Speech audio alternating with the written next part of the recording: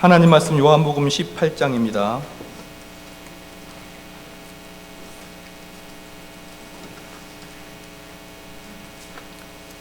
요한복음 18장 38절로 40절까지입니다.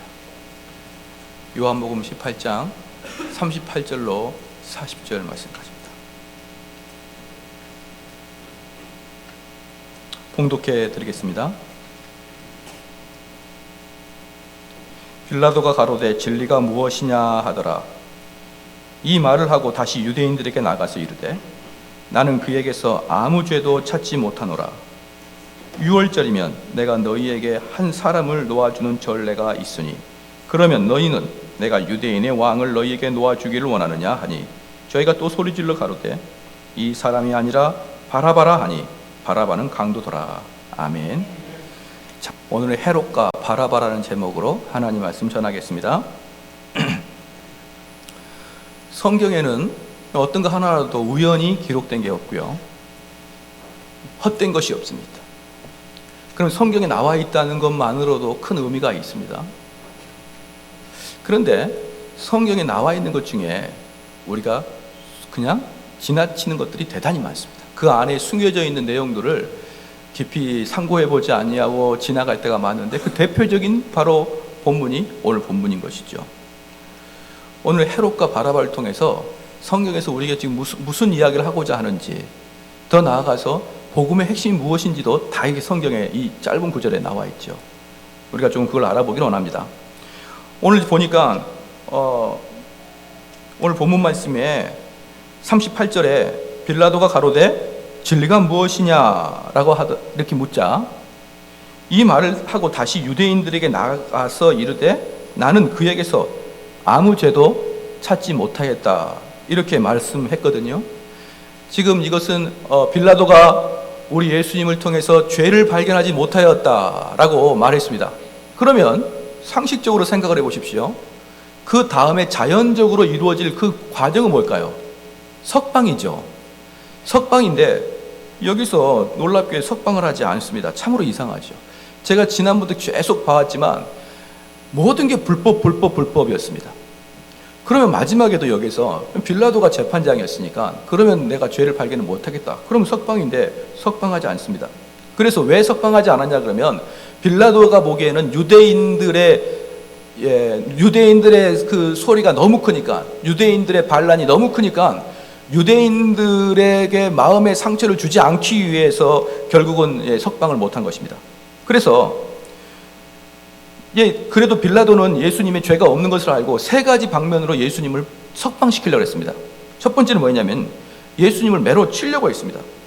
19장에 보면 이에 빌라도가 예수를 데리다가 채찍질하더라. 군병들이 가시로 면류관을 엮어 그의 머리에 씌우고 자색 옷을 입혔고 이렇게 채찍질했습니다. 왜냐 그러면 예수님을 석방시키기 위해서. 왜냐 그러면 사람들이 예수님에 대해서 너무 분노를 가지고 있으니까 이렇게 두들겨 패면은 그래도 좀 마음들이 풀어지겠지라고 생각해서 예수님을 두들겨 팬 것입니다. 이것은 빌라도가 나빠서가 아니고 빌라도가 예수님을 석방시키고자 하는 노력이었죠. 두 번째는요, 명절날, 6월절 명절날 그 지역의 전통 그 행사 중에 하나가 군중들이 요구하는 죄수를 한 명 풀어주는 그런 그 전통이 있었습니다. 그래서 이 전통에 그 예수님을 풀어주기 위해서 누구를 들었었냐 그러면 바라바라는 사람을 들었었습니다. 왜냐 그러면 바라바는요 아주 유명한 살인자요, 강도였기 때문에 그 유대인들이 바라바를 다 알고 대단히 싫어했기 때문에 이 바라바를 들어서 예수를 풀어줄까, 이 살인자를 풀어줄까, 그러면은 아마 예수를 풀어줘라 그럴 것 같아가지고 두 번째로 쓰는 그 작전이 뭐였냐면은 바라바를 풀어주는 거였습니다. 그리고 세 번째는 빌라도가 자기가 재판을 하지 않고 헤롯에게 넘기는 것을 했죠. 그래서 이 세 가지 방면으로 예수님을 방면하려고 빌라도가 노력했습니다. 그러면 뒤에서부터 헤롯부터 한번 보겠습니다. 이 헤롯은 누구냐? 성경을 읽을 때 헤롯에 대해서 대단히 우리가 혼동을 할 때가 있습니다. 왜냐 그러면 복음서 처음에 등장할 때 동방박사가 별을 따라왔을 때 헤롯 왕이 왜 왔느냐? 유대인의 왕이 났습니다. 나한테 어디 있는지 알려라. 그렇게 해서 베들레헴에 있는 2세 미만의 아이를 다 죽였던 사람이 헤롯이지요. 근데 그 헤롯이 오늘 또 여기서 나타나가지고 뭐라고 합니까? 그 빌라도가 헤롯한테 다시 보낼 때 헤롯을 만납니다. 그러면은 우리가 성경을 읽을 때는 아무것도 아닌 것 같지만 그때와 그때가 33년이 세월이 흘렀거든요. 예수님이 탄생할 때와 지금은 예수님이 33살, 즉 십자가의 못을 밝히는 순간인데 그때까지 33년 동안 이 헤롯 대왕은 늙지 않았느냐 이 말이에요. 그렇지 않습니다. 여기서 자꾸 우리가 혼동을 합니다. 처음에 복음서 처음에 나왔던 헤롯은 일명 헤롯 대왕이라고 해가지고 지금 여기에 나와 있는 요한복음에 나와 있는 헤롯의 아버지입니다. 헤롯의 아버지예요. 그래서 헤롯에게는 아들이 3명이 있었습니다. 지금 여기에 나와 있는 헤롯은 헤롯 안티파스라고 하는 사람입니다. 첫째 아들은 헤롯 아켈라오라는 사람인데 이 아켈라오는 유대와 밑에 사마리아 지역, 즉 유대 남부 지역을 통치하는 게 큰아들 아킬라오였습니다. 셋째 아들 헤롯 빌립은 이스라엘의 동부 지역, 데가볼리 지역을 중심으로 한 이스라엘 동부 지역을 다스렸고 여기 나와 있는 헤롯 안티파스는 북부 지역, 갈릴리를 중심으로 한, 그래서 이스라엘은 제일 위가 갈릴리 지방이고 중간이 사마리아고 맨 밑에 유대 지방입니다. 근데 사마리아하고 유대 지방을 통체적으로 다스리고 있는 사람이 큰아들이었고 동부 지역을 다스리고 있던 게 막내 셋째 빌립이었고 맨 위는 갈릴리 지방이거든요.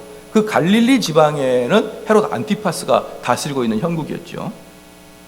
그런데 우리가 주로 헤롯이라고 할 것 같으면은 헤롯 대왕 아버지 헤롯과 둘째 아들 헤롯 안티파스를 주로 성경에서 보게 됩니다. 왜냐 그러면 둘째 아들 헤롯 안티파스가 예수님과 직접 연관이 되어 있기 때문에요. 왜? 예수님이 사역지가 갈릴리를 중심으로 했기 때문에 실질적으로 헤롯은 헤롯 안티파스를 이야기하는 것입니다. 이 헤롯 안티파스는 얼마나 나쁜 사람이냐면 세례 요한의 목을 자른 사람이 헤롯 안티파스지요. 그런데 원래는 이 세례 요한을 보면서 헤롯 안티파스가 그 세례 요한을 대단히 높은 사람으로 취급했습니다. 이 사람은 분명 하나님이 보내신 자라고 헤롯 안티파스는 그 세례 요한을 생각한 거죠. 그래서 헤롯에게 어떤 문제가 있었냐면 헤롯 안티파스의 막내 아들, 제일 막내, 그 막내가 빌립인데 빌립의 아내가 헤로디아였습니다. 세 번째 아들 헤롯 빌립이 세 번째 아들인데 그 아내가 헤로디아였어요. 그런데 그 헤로디아를 이 두 번째 아들 안티파스가 차지해버린 겁니다. 그 헤로디아를 자기 아내로 취해버린 것이죠. 그럴 때 세례 요한이 헤로디아랑 결혼하는 것은 옳지 않다라고 이야기했던 게 세례 요한이었습니다. 그래서 세례 요한을 감옥에 가뒀는데 세례 요한을 감옥에 가둬도 헤롯 안티파스는 세례 요한을 죽일 생각이 없었습니다. 그런데 헤로디아는 호시탐탐 이 세례 요한을 죽이고자 하는 마음이 있었겠지요. 이러다가 우리 남편 헤롯 안티파스가 이거 내몰아치면 큰일인데 하면서 호시탐탐 노리고 있었는데 헤로디아가 데려온 딸이 있었습니다. 이름이 살로메입니다. 살로메라는 딸과 이 헤로디아는 둘이서 짝짝꿍 하는데 세례 요한을 죽이고자 하는 마음이 강하게 불타있었습니다. 그런데 어느 날 헤롯의 생일 때 헤롯의 딸이라고 말할까요? 조카라고 말할까요? 원래는 헤롯 빌립의 딸이거든요, 살로메가. 근데 지금은 자기의 딸이에요. 조카도 되고 딸도 되는 그 살로메가 춤을 추는데 너무 좋아가지고 너가 원하는 게 무엇이냐? 네 소원을 다 주겠다 그러는데 그 사람이 세례 요한의 목을 따주세요. 그렇게 얘기해서 세례 요한을 쟁반의 목을 가져와서 바쳤던 게 헤롯 안티파스입니다. 그럼 여기서 우리가 볼 때 살로메가 우리 무슨 유치원 무슨 발표회 같은 거 있지 않습니까? 그래서 이렇게 귀엽게 하는 그런 게 아니고요. 살로메를 딱 정확하게 표현하면은 소녀시대입니다. 이제 좀 아시겠죠? 젊고 아주 이 육감적인 여자예요. 그러니까 이렇게 허리를 싹 돌려가면 춤을 추니까 이 헤롯 안티파스가 이게 짐승 비슷하죠. 그 여자를 보면서 성욕을 느끼는 거예요. 그러니까 그냥 헐떡헐떡거리면서 네가 원하는 게 뭐냐 이렇게 주는 것이죠. 그러니까 완전히 짐승 집안이죠. 자기 동생의 아내를 취하지 않나, 그 아내의 딸을 또 속으로 또 흠모하지 않나. 아주 헤로드 안티파스는 이게 말을 할 수 없을 정도로 번잡한 사람입니다. 그래서 죽였습니다. 그런데 그때만 해도 헤롯은 상당히 그것을 싫어했죠. 세례 요한을 죽이는 걸 싫어했습니다. 그런데요, 오늘 좀 이따 그건 알아볼 건데, 오늘 여기서 재밌는 게 뭐냐 그러면, 요한복음의 오늘 본문 말씀 보니까, 오늘 본문 말씀인 헤롯 궁정에서 일어나는 일들이 잘 구체적으로 안 일어났습니다. 그래서 성경에서 헤롯에 대해서 이 부분에 대해서 아주 구체적으로 이야기하는 게 누가복음이에요. 오늘 본문을 그대로 펴주시고 누가복음을 보면서 우리가 설교를 좀 해야 됩니다. 누가복음 23장입니다.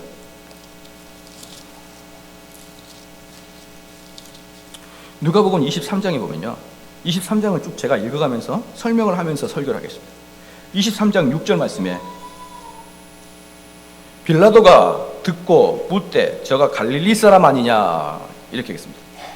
그러니까 5절 말씀에 무리가 더욱 굳세게 말하되, 이 무리가 뭐냐면 유대인들이거든요. 굳세게 말하되 저가 온 유대에서 가르치고 갈릴리에서부터 시작하여 여기까지 와서 백성을 소동케 합니다 라고 했죠.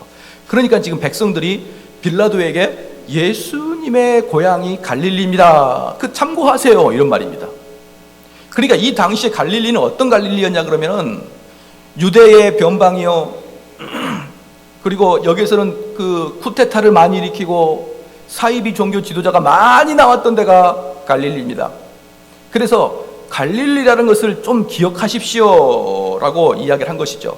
그렇게 되면 아마 빌라도가 우리 예수님을 죽여버리겠지 이렇게 하면서 빌라도에게 갈릴리가 저 사람의 고향인 것을 기억하십시오. 그러니까 빌라도가 마음속에 그가 갈릴리라고, 그게 바로 6절이에요. 빌라도가 듣고 묻되 저가 갈릴리 사람이냐 하여 그 마음속에 냉큼 떠오르는 게 뭡니까? 그러면 내가 재판하지 말고 그 갈릴리 지역에 헤롯 안티파스한테 보내야지 이렇게 한 것입니다. 그래서 7절에 헤롯의 관할에 속한 줄로 알고 헤롯에게 보내니 때 헤롯이 예루살렘에 있더라.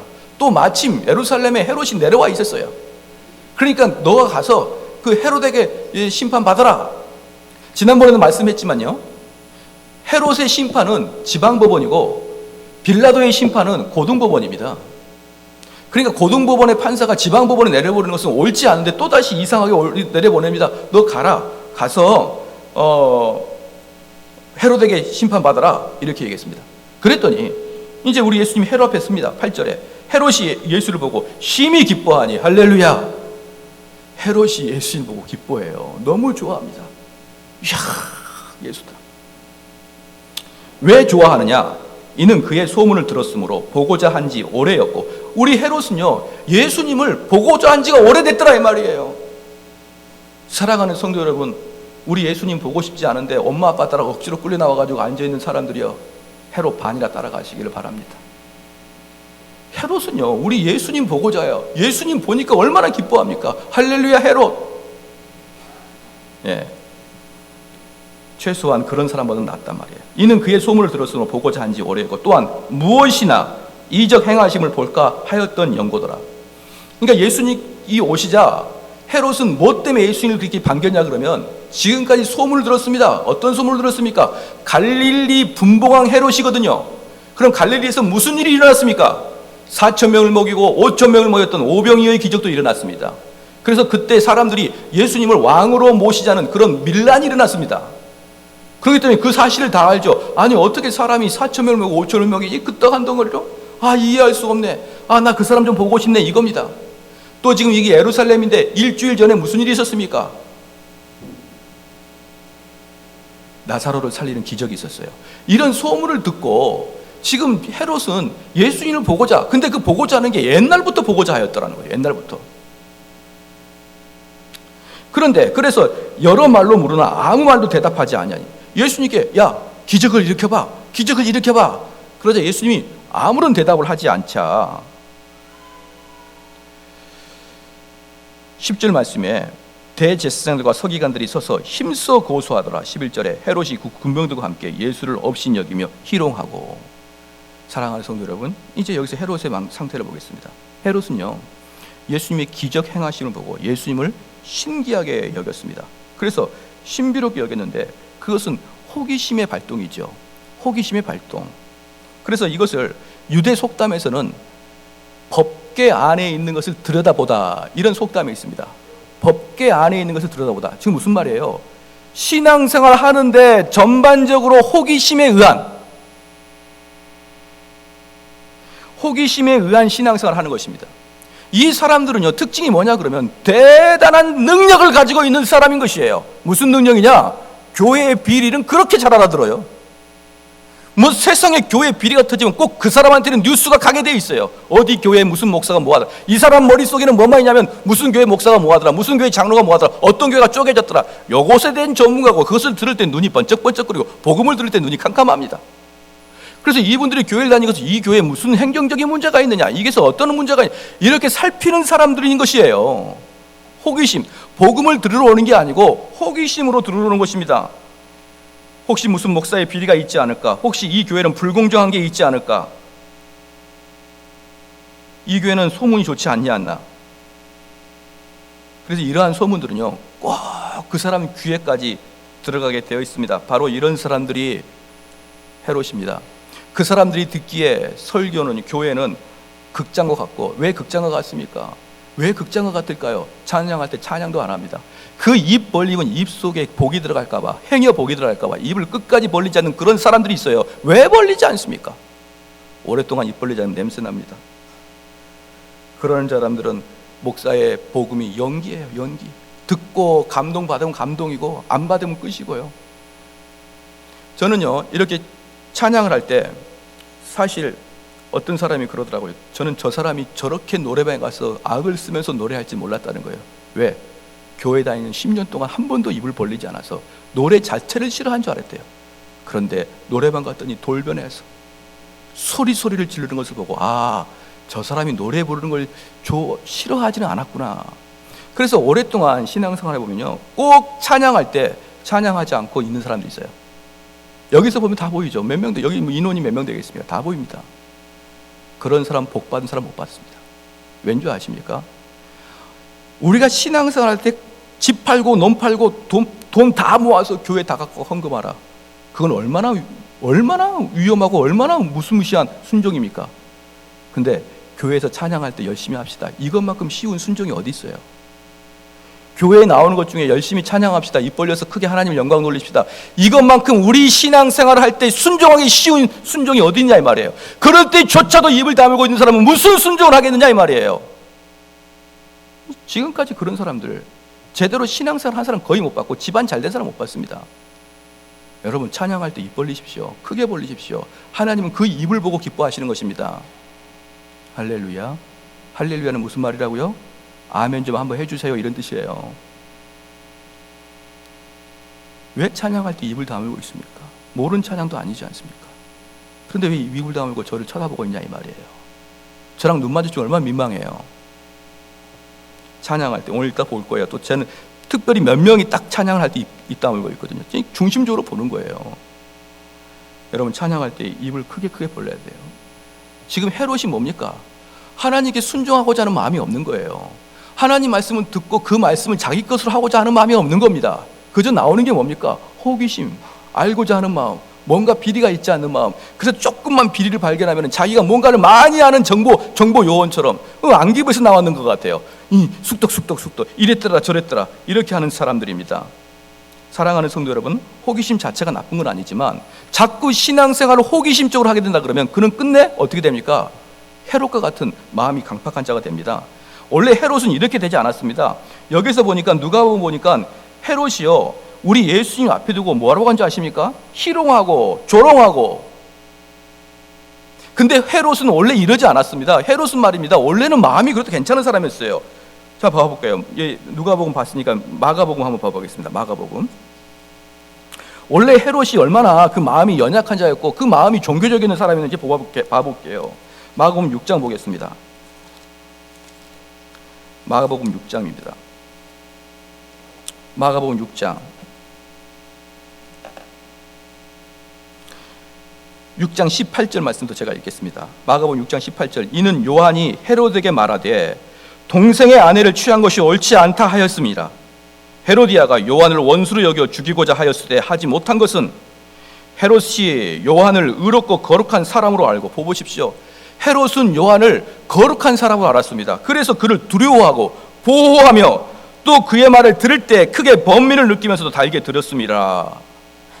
원래 헤롯은 말입니다, 세례 요한의 시퍼런 그런 말씀 속에서 그 마음을 두려워하고 있었습니다. 원래 헤롯은 말입니다, 어떤 마음을 가지고 있었냐 그러면은 세례 요한이 자기를 찌를 때마다 아이고 내가 잘못했구나, 내가 참으로 잘못했구나, 이 세례 요한이야말로 거룩한 자구나, 이 세례 요한이야말로 하나님이 보내신 자구나, 이렇게 느끼고 있었던 참으로 좋은 마음을 가지고 있었습니다. 그런데 세례 요한이 어떻습니까? 헤롯이 어떻습니까? 세례 요한에게 말을 듣고 나서 그 마음에 찔림을 받고 그 말이 참되단 말을 받고 다시 자기의 업무상 갔을 때, 다시 자기의 본 위치로 갔을 때 지금 헤롯에게 뭐라고 이야기합니까? 헤로디아랑 결혼하는 게 잘못이다 라고 이야기했는데, 그 말을 듣고 찔림을 받고 다시 헤로디아에 갔을 때 세례 요한의 이야기를 잊어버립니다. 그러니까 계속 세례 요한이 만약에 목사라 그러면 목사의 설교를 들을 때마다 계속 양심의 가책을 느끼는데, 자기의 본질적인 삶에 딱 들어가서, 자기의 본향에 들어가서, 자기의 직장에 가서, 자기의 가정에 가서는 목사님의 그 찌르고 그 목사님이 나에게 양심의 가책을 주었던 그 말씀을 싹 잊어버리고 말더라 이 말이에요. 세례 요한 헤롯이 처음부터 마음이 강팍한 게 아니에요. 그런데 그렇게 해서 자기 양심을 죽이고 자기 양심을 죽였던 헤롯이 결국은 무엇을 했느냐 그러면 세례 요한의 목을 자르고 말았습니다. 세례 요한의 목을 자르자 그나마 그렇게 양심적이었던 헤롯이 단 3년 만에, 지금 여기에서 예수님이 사역의 초창기 때, 예수님 사역의 초창기 때 세례 요한이 죽었습니다. 그러니까 3년 동안 사역한 이후에 예수님 마지막 때 단 3년 만에 헤롯은 어떻게 변했느냐? 진리이신 하나님을 앞에 두고 조롱하고 희롱하는 대로 바뀌어버렸습니다. 원래는 헤롯이 그러지 않았어요. 그런데 그 양심을 계속 억누르고 하나님 말씀을 듣고 그 말씀을 자기것 하지 않자 그 마음은 강팍한 마음으로 되어버리고 말았습니다. 강팍한 마음. 이게 우리를 두렵게 합니다. 헤롯에 넘어지면 잘 보십시오. 자, 이겁니다. 오늘 목사님 설교를 딱 들어요. 야, 내가 잘못 살았구나. 그리고 내가 집에 가면서 그 목사님의 말씀을 다 잊어버리고 내가 떨어져 나가야 될 그 죄악에서 여전히 몸을 담고 있습니다. 내 몸은 종교적인 행위를 하고 있습니다. 그런데 내 마음밭에서는 그 말씀에 대한 순종하고자 하는 마음이 전혀 없는 거예요. 그래서 다시 자기의 본성으로 돌아가서 그 이야기를 또 잊어버립니다. 그렇게 하는 사람들, 그게 바로 헤롯입니다. 그리고 그가 얼마나 마음이 강팍해졌냐 그러면 결국은 진리이신 하나님을 조롱하고 희롱하는 자가 되어버리는 것입니다. 이렇게 안 되기를 주의 이름으로 축원합니다. 우리는 신앙생활을 할 때, 교회 나올 때 항상 잊지 말아야 될 것은 뭐냐면, 내가 하나님 말씀을, 내 마음에 찔림이 있지만 내 그 하나님 말씀을 달게 받겠습니다 라는 마음을 가지고 교회에 나와야 됩니다. 교회에 나와서 목사 원면수 하는 거 구경하러 나오지 마십시오. 제가 여기서 원면수 하는 게 뭘 재미있습니까? 우리가 여러 성도가 여기서 보고 제가 성경 해석하는 거 듣고 재미있고 감동받고 집에 가면 제가 원면수 하는 거죠. 자, 그렇게 신앙생활을 오래 하는 사람들은 그 사람은 필히 그 마음의 강팍함이 올 수밖에 없는 것이에요. 그리고 그 강팍한 사람은 나중에 어떠한 말씀을 할지라도 절대로 변화되지 않는, 회개할 수 없는 그런 상태에 빠지고 마는 것입니다. 그렇기 때문에 우리가 교회 나올 때는 하나님 말씀을 내 양심에 찔림이 있지만 그걸 달게 받겠습니다 라는 마음으로 교회 나오시길 주의 이름으로 축원합니다. 바로 그게 헤롯이에요. 여기서 한 단계 더 나가야 됩니다. 내가 죄악된 상태에서 빠져나올 각오를 하고 나오셔야 됩니다. 첫 번째 단계는 헤롯의 단계입니다. 두 번째, 하나 더 마음을 가져야 되는데, 그러면은 그 말씀에 의거해서 내가 죄악된 상태에서 빠져나오겠다는 각오를 가지고 교회를 나오시는 것이지, 아무 생각 없이 그냥 아무런 개념 없이 교회에 앉아있는 것은 우리를 참으로 두렵게 하는 것을 아셔야 되는 것입니다. 하나님의 은혜가 폭포수처럼 쏟아지는 곳에서 그 마음을 닫고 있다 그러면 그건 가룟 유다가 되고 마는 것입니다. 가룟 유다는 3년 동안 우리 예수님이 직접적으로 가르쳤습니다. 그러나 3년 후에 그 가룟 유다는 더욱더 마음이 강팍해진 것을 여러분 아시지 않습니까? 그래서 참된 진리가 선포되는 곳에 나의 삶의 순종이 따라가지 않는 사람들은 머지않아 헤롯이 될 것이요, 머지않아 가룟 유다가 되는 것입니다. 그들이 처음부터 예수님을 배반했습니까? 그들이 처음부터 예수님을 대적했습니까? 그렇지 않아요. 그들도 처음에는 순수한 양심으로, 순수한 마음으로 예수님 말씀을 들었다 이 말입니다. 그러나 그들에게는 강팍함만이 오는 것이에요. 많은 성도들이 교회를 뭔가 잘못 판단하고 있습니다. 듣고 감동받으면 될 것 같죠? No! 헤롯도 감동받았습니다. 헤롯도 찔림을 받았습니다. 가룟 유다도 예수님께서 둘둘씩 짝을 보내서 전도하라고 할 때 기적도 일으키고 이적도 이런 걸 보면서 가룟 유다가 기뻐서 좋아했습니다. 그러나 그들의 마음속에 하나님 말씀을 내 삶에 적용시키는 것을 싫어하기 시작하자 그들은 순식간에 강팍해지고 다시는 그들이 회개할 수 없는 상태로 돌아서고 만 것입니다. 믿으시기를 주의 이름으로 축원합니다.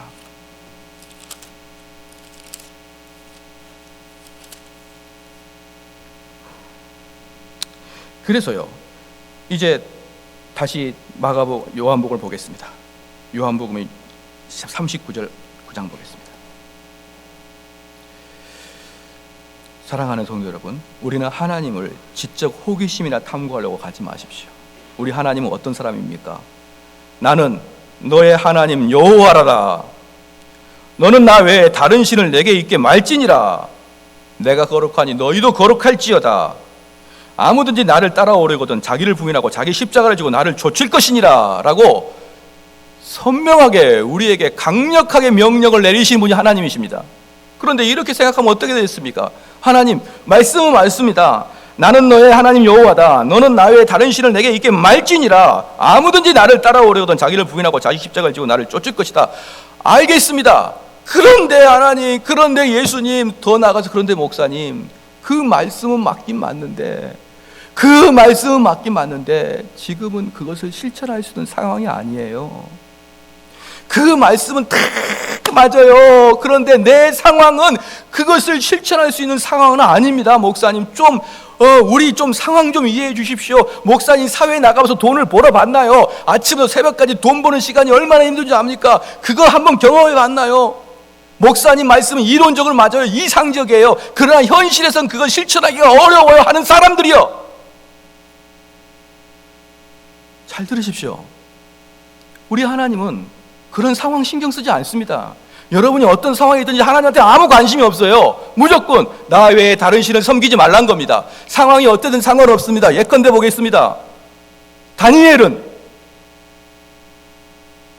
우상 숭배하지 않아야면 불구덩이에 들어갈 운명에 처해 있습니다. 그런 다니엘한테 하나님께서는 추호도 양보 없이 우상 숭배하지 말라. 하나님, 우상 숭배 안 하면 저는 불구덩이 들어갑니다. 제 상황 좀 보고 하나님 명령 내리십시오 라고 다니엘은 하지 않았습니다. 우리의 상황 보라고요. 하나님 말씀을 알겠는데 현대 내 삶은 그걸 할 수가 없다고요.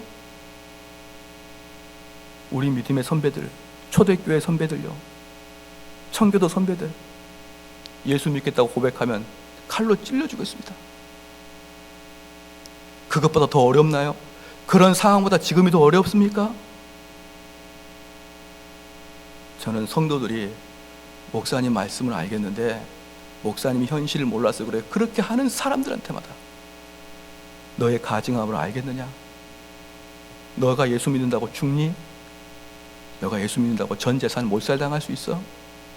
너가 예수 믿는다고 너의 가족이 묻어 죽어? 그런 피 흘리는 역사가 기독교인데 이제 내 삶이 좀 바쁘다고요? 내가 공부한다고? 그것 때문에 내가 말씀을 실천하지 못한다고요? 그럼 언제 실천할까요? 죽을 때? 관tuk에 들어갈 때? 그때 실천할 겁니까? 아무것도 안 하니까? 하나님 앞에서 내 영혼이 어떤 영혼인지를 체크하십시오. 우리는 신앙이 이렇게 널널하게 신앙생활을 하는 게 아니에요. 왜? 그런 자는 머지않아 헤롯이 될 거니까. 그런 자는 머지않아 가룟 유다가 될 것이니까. 그렇게 안 하기를 바랍니다. 우리 하나님은 우리의 상황을 개의치 하지 않습니다. 우리가 어떤 상황에 처했든지 하나님의 명령은 변화되지가 않습니다. 스스로 나를 평가해서 내 마음은 원이로되 내 육신이 따라가지 않습니다라고 스스로 변호하지 마십시오. 그것은 오직 예수 그리스도가 제자들에게 위로해 준 말이지 자기 스스로 위로하는 말이 아니다 이 말입니다. 그 다음에 39절에 보겠습니다. 요한복음 19장 39절에 6월절이면 내가 너희에게 한 사람을 놓아주는 전례가 있으니 그러면 너희는 내가 유대인의 왕을 너희에게 놓아주기를 원하느냐 하니 저희가 또 소리질러 가로되 이 사람이 아니라 바라바라 하니 바라바는 강도더라. 이 바라바는요 그 당시에 유명한 강도입니다. 지금으로 표현하면 누구가 똑같습니까? 유영철이랑 똑같아요. 전 국민이 다 알고 있는 아주 심각한 강도 말입니다. 심각한 살인범 말이죠. 그래서 빌라도가 예수님을 살려주기 위해서 바라바를 들었습니다. 이놈 정도를 내가 들면은 예수님을 살려주겠지라고 생각했기 때문에 들었습니다. 그랬더니 사람들이 바라바를 살려달라는 거예요. 바라바를 살려달랍니다. 이번에 그 동성애 축제가 일어났습니다. 동성애 축제를 일어났는데 제가 2년 전에 동성애 축제를 할 때 인터넷을 잘 봤죠. 2년 전에는 많은 한국교회 목사님들이 이 동성애는 우리나라를 심각하게 병들게 하는 그런 죄다. 이것은 우리가 막아야 된다라고 할 때 저는 흥그랬습니다. 왜 흥그랬냐 그러면 제가 그 네티즌들의 댓글 다는 걸 보니까 거의 80~90%가 야 이놈들아 징그럽다 이게 댓글이었어요. 어디서 그렇게 길거리에서 옷을 벗고 다니냐 징그럽다 이게 댓글의 대부분이었습니다. 80~90%가 동성애를 반대했습니다. 2년 만에 훨씬 많은 수치가 제가 보기에는 거의 한 80~90%가 동성애 괜찮다라고 얘기합니다. 그리고 동성애는 안 됩니다 라고 쓰면 그 밑에다가 뭐라고 쓴 줄 아십니까? 시작! 개독교구나 이렇게 얘기합니다. 왜 사람들이 동성애를 찬성하기 시작하느냐? 왜 사람들이 바라바를 나오기를 원하느냐? 예수가 싫어서 그러는 것입니다. 왜 국민들이 동성애를 좋아하느냐? 기독교가 싫어서 그러는 거예요. 그들은요 동성애를 좋아하는 게 아닙니다. 단지 기독교를 싫어하는 겁니다. 그들은 바라바를 좋아하는 게 아니에요. 단지 예수를 싫어하는 겁니다. 그걸 아셔야 됩니다. 동성애 너가 해라. 아무도 못합니다. 내 딸이 동성애? 깜짝 놀라죠. 그러나 기독교에 피해가 간다 그러면 얼마든 좋게. 그런데 아직도 동성애에 대해서 호의적으로 마음 갖고 있는 사람이 혹시나 이 교회에 있으면요 회개하시기 바랍니다. 여러분 마음속에 어떤 마음이 있는지 모르지만 그건 악한 생각이에요. 로마서 1장에 분명히 남자가 남자와 여자가 여자의 세격거리를 한다. 언제? 하나님께서 그에게 원하는 대로 놔둬버릴 때. 언제 놔둡니까? 멸망의 길로 빠질 때 하나님께서 놔둬버립니다. 그러면 세격거리를 하는데 여자와 여자가 남자와 남자가 그렇게 역으로 하더라. 그런데 그 성경에 버젓이 나와 있는데 기독교 안에서도 어떤 일정 부분의 사람들은 뭐라고 한 줄 아십니까? 저는 깜짝 놀랐어요. 뭐라고 하냐? 그럼 동성애만 잘못이냐? 교회 안에 성적으로 타락한 사람 없냐? 그러니까 교회는 동성애자를 향해서 돌 던질 자격이 없다 이렇게 이야기하는 목사님들도 계시더라고요. 언뜻 들어보면 맞는 것 같죠? 언뜻 들어보면 맞는 것 같아요. 저는 참 그렇게 자기가 뭔가를 안다는 듯 뭔가를 좀 더 깊이 안다는 듯 그렇게 척척하는 사람들 보면요 너무너무 싫습니다. 너무너무 싫어요. 우리 그리스도인들은 성경 말씀에 분명히 나오잖아요. 죄라고. 동성애를 백성들이 호의적으로 평가하는 것은 기독교의 반작용입니다. 그래서 여기서 바라바를 나오는 것입니다. 그러면은 헤로데스에 배웠습니다. 이제는 바라바를 한번 보겠습니다. 바라바를 생각해 봅시다. 그는 살인범입니다. 그는요 유명한 사람입니다. 죄송합니다. 마태복음 한 장만 더 보겠습니다. 마태복음 27장 보겠습니다. 이 요한복음에는요 이 사건들을 구체적으로 적어놓지 않아서 여기저기 쳐다보게 되는 것입니다. 마태복음 27장 22절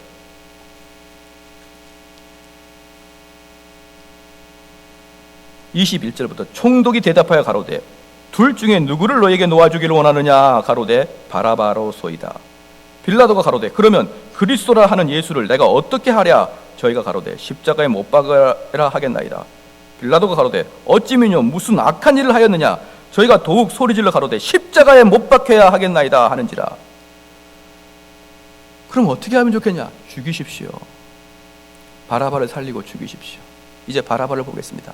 바라바는 감옥에 갇혀 있습니다. 교도관들이, 사형 집행하는 교도관들이 글을 쓰는 것을 보았습니다.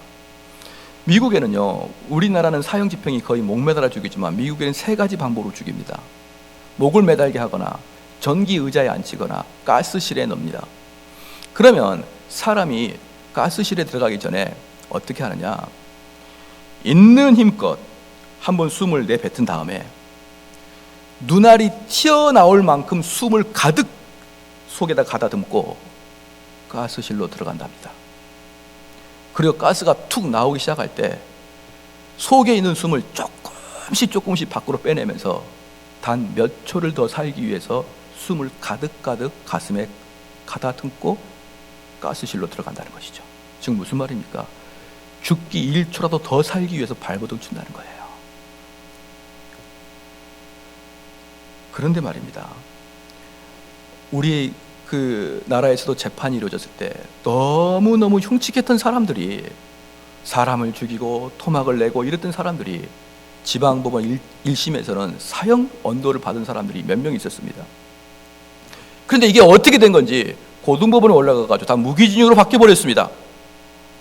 그럼 사형과 무기징역은 어떤 차이가 있느냐?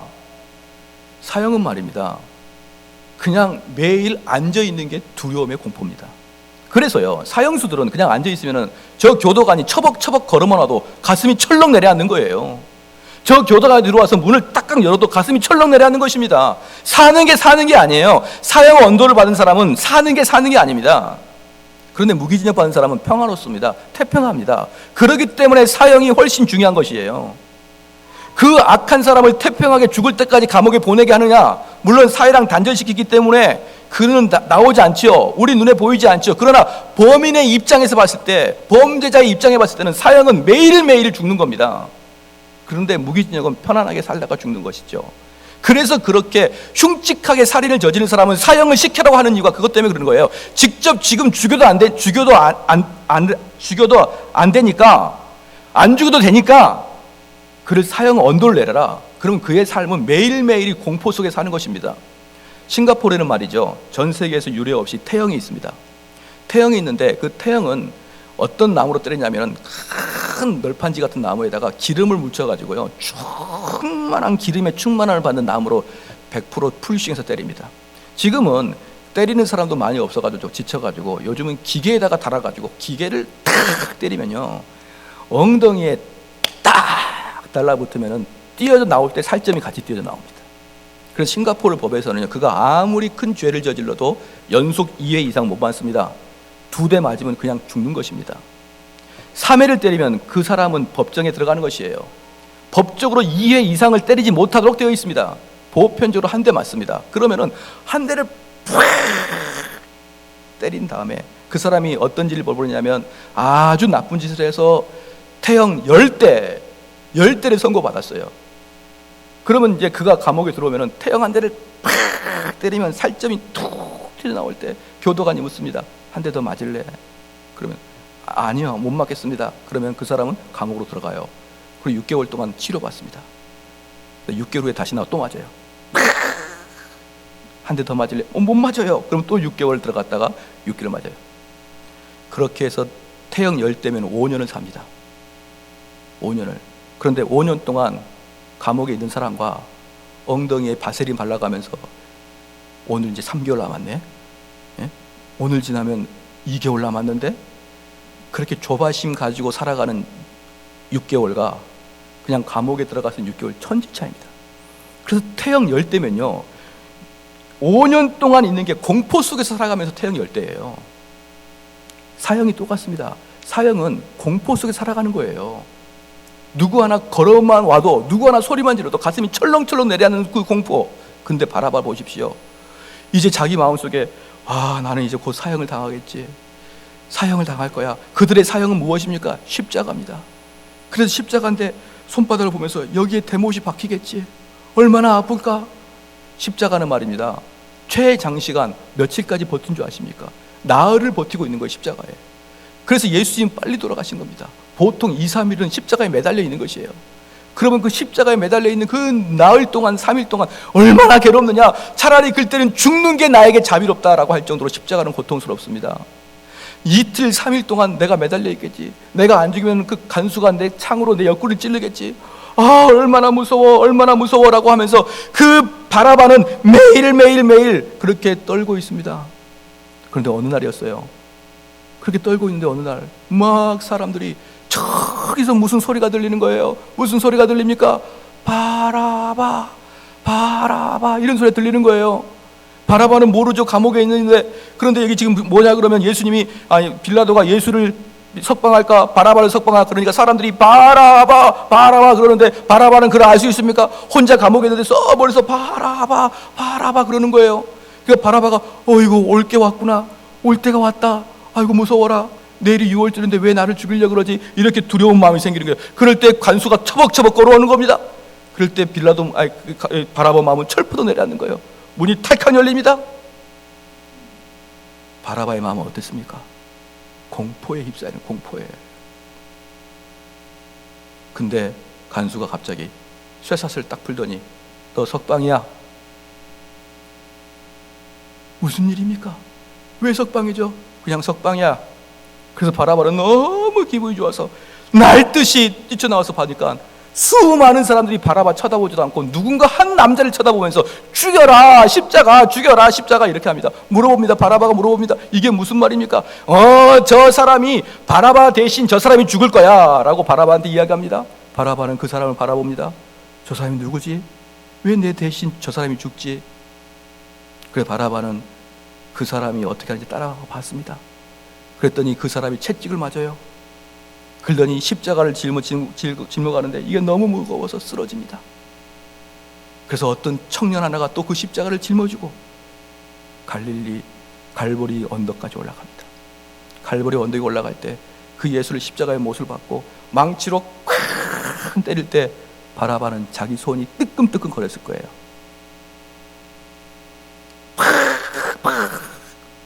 뜨끔뜨끔 거립니다.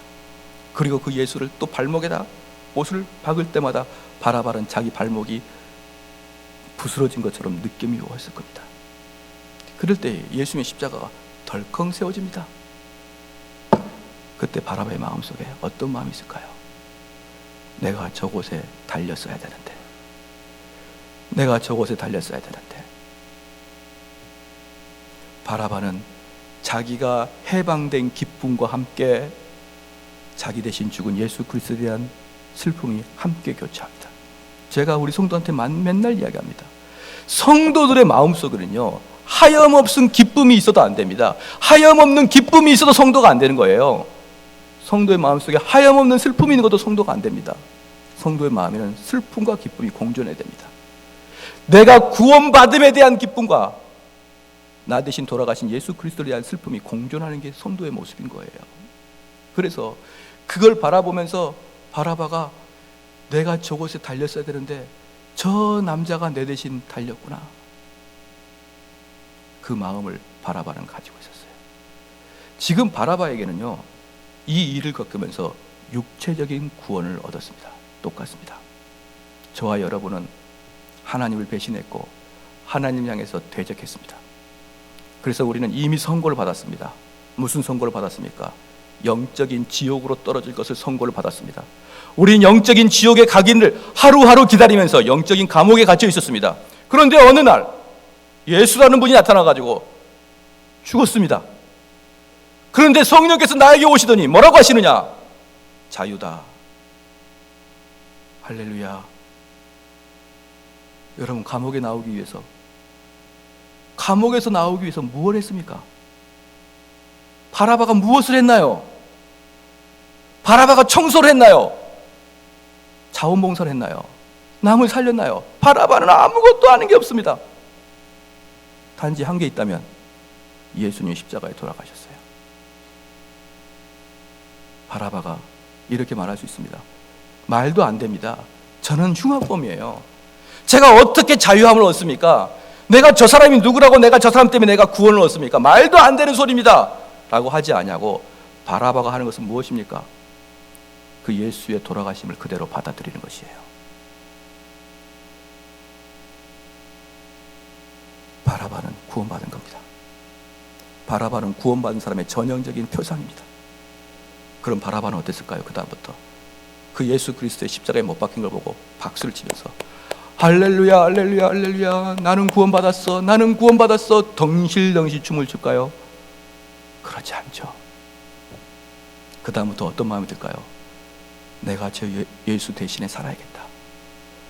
저 십자가에 나 대신 돌아가신 예수가 못다한 일을 내가 다 해야겠다. 그게 바로 구원받은 자의 마음입니다. 구원받은 자의 마음은요, 예수님이 하시다가 멈춘 그 사역을 계속 하고자 하는 마음이 그 마음에 불일 듯 일어나는 거예요. 말씀의 결론을 맺겠습니다. 헤롯과 바라바를 비교하십시오. 헤롯은 어땠습니까? 처음에 양심의 가책을 느꼈습니다. 헤롯은 어땠습니까? 그 선한 종교인들을 보면서 그를 거룩한 자로 봤습니다. 그런데 그 양심을 계속 누르자 처음에 헤롯은 예수를 보고 기뻐했습니다. 만나기를 좋아했습니다. 그런데 그는 도저히 회복할 수 없는 그런 저주로 빠졌고요. 바라바는 어떻습니까? 오직 아무것도 하는 거 없이 예수께서 이루신 그 공로를 믿음으로 말미암아 그 예수님의 역사가 바라바에게 이루어지는 것입니다. 근데 바라바가 그 이루어지는 과정을 계속 보십시오. 예수님의 못자국이 자기의 못자국이요, 예수님의 창자국이 자기의 창자국이요, 예수님의 사역이 자기의 사역으로 바뀌어버리는 것이에요. 아무것도 하지 않고 구원받으니까 아무것도 하지 않고 구원을 성취할 수 있을 것 같습니까? 구원을 받은 사람은 그 구원의 길을 따라가게 되어 있습니다. 그래서요, 제가 서두에 말씀드렸듯이 성경은 그저 쓰여진 게 아닙니다. 성경은 빈 공간을 아무 개념 없이 쓰여진 게 아닙니다. 이 짧은 세 절 안에 헤롯과 바라바 두 명을 비교하면서 한 명은 버림받은 자요, 한 명은 구원받은 자를 성경에서 분명히 대조해 보여주는 것입니다. 사랑하는 성도 여러분, 복음이 무엇입니까? 예수님이 나를 위해서 죽었다는 거예요. 예이, 그럴 리가요? 나 같은 죄인에게? 바라바는 여러분보다 훨씬 큰 죄인입니다. 최소한 유영철 같은 그런 죄인이에요.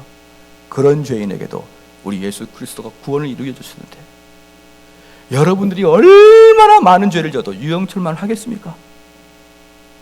왜 그 예수 그리스도를 의심하십니까? 우리는 이게 복음이고, 이게 바로 보혈의 공로이고, 이게 바로 구주의 십자가의 능력인 것입니다. 그래서 우리는 그 은공을 받아, 우리는 아무것도 하지 않았지만, 바라바처럼 감옥에서 아무것도 하지 않았지만 우리를 대신해서 죽으신 예수 그리스도를 믿으시기를 주의 이름으로 축원합니다.